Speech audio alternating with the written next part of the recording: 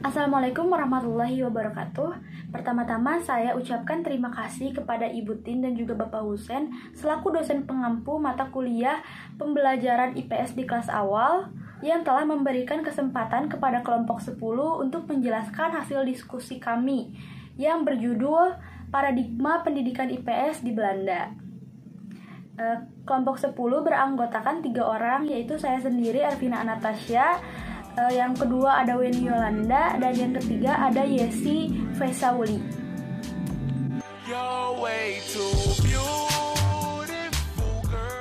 Pertama-tama saya akan menjelaskan tentang sistem pendidikan yang ada di Belanda. Setiap negara memiliki sistem pendidikan yang berbeda-beda. Sama halnya Belanda memiliki perbedaan di dalam sistem pendidikannya. Dan di negara Belanda itu, perbedaan sistem pendidikannya itu terdapat pada adanya penjurusan mata pelajaran sejak dari sekolah dasar, yang tentu saja mempertimbangkan minat dan juga kemampuan akademik siswa. Selanjutnya, saya akan membahas tingkatan-tingkatan pendidikan yang ada di Belanda. Yang pertama adalah pendidikan tingkat dasar dan lanjutan atau biasa disebut primary and secondary education. Nah, di Belanda sendiri sekolah dasar disebut dengan basic school dan berlangsung selama 8 tahun dan dibagi-bagi menjadi 8 grup. Grup pertama kalau di Indonesia itu disebut nol kecil atau PAUD. Grup yang kedua di Indonesia sendiri bisa disebut nol besar atau TK. Dan grup yang ketiga sampai dengan grup yang ke-8 biasa di Indonesia disebut dengan sekolah dasar dari kelas 1 sampai kelas 6. Belanda mewajibkan seluruh warga negara Belanda ataupun warga negara asing yang menetap di Belanda yang sudah berusia 5 tahun untuk mengikuti pendidikan basic school. Dan apabila tidak akan dikenakan sanksi atau bahkan hukuman penjara. Tidak ada alasan tidak mempunyai uang karena basic school di Belanda gratis. Nah, sejak dari pendidikan tingkat dasar atau basic school ini, pelajar-pelajar di negara Belanda diharuskan untuk memilih di antara 4 jurusan. Salah satunya ada sains dan teknologi, kemudian ada ilmu kesehatan, ada sosial ekonomi, dan juga ada sosial dan budaya. Jadi di antara 4 itu mereka akan memilih salah satu. Nah, seperti yang kita lihat, di antara 4 ini ada yang termasuk pembelajaran IPS, dan mereka bisa memilih jurusan itu sesuai dengan apa yang mereka minati. Nah, selanjutnya ada pendidikan tingkat menengah kejuruan atau Senior Secondary Vocational Education and Training. Di Belanda sendiri sering disebut dengan tingkatan MBO. MBO sendiri berlangsung selama 4 tahun. Dan ada beberapa penjurusan yang ada di tingkat ini, diantaranya ada ekonomi, teknik, kesehatan, perawatan diri, kesejahteraan, dan pertanian. Nah, di Belanda sendiri MBO merupakan pendidikan wajib karena hanya lulusan MBO saja yang bisa melanjutkan ke HBO. Selanjutnya ada pendidikan tingkat tinggi atau higher education. Nah, pendidikan tingkat tinggi di Belanda ini terbagi atas 2 bagian. Sama halnya seperti di Indonesia, ada SMA dan juga SMK. Nah, di Belanda ada yang namanya HBO dan juga WO. YO atau Research University di Belanda merupakan tingkat pendidikan tinggi atau pendidikan tingkat tinggi yang menjurus kepada mereka yang nantinya akan kuliah atau akan ke universitas. Dan HBO atau High School or University of Professional Education ini merupakan penjurusan yang mana mereka akan langsung dijuruskan ke pekerjaan. HBO atau WO sendiri berlangsung selama 3 tahun.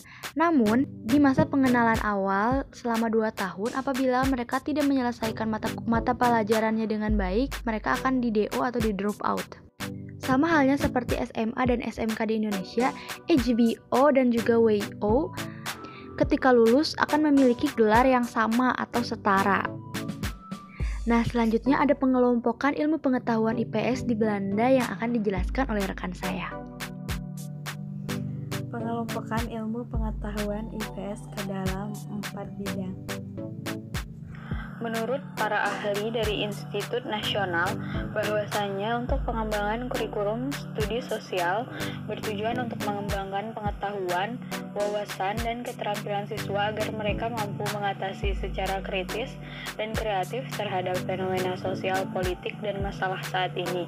Pengetahuan dan wawasan IPS di Belanda sendiri dikelompokkan ke dalam 4 bidang, yaitu yang pertama, pengetahuan dan wawasan saling berkaitan antara pengalaman sendiri, pertanyaan, pendapat, struktur, dan masalah karakteristik masyarakat.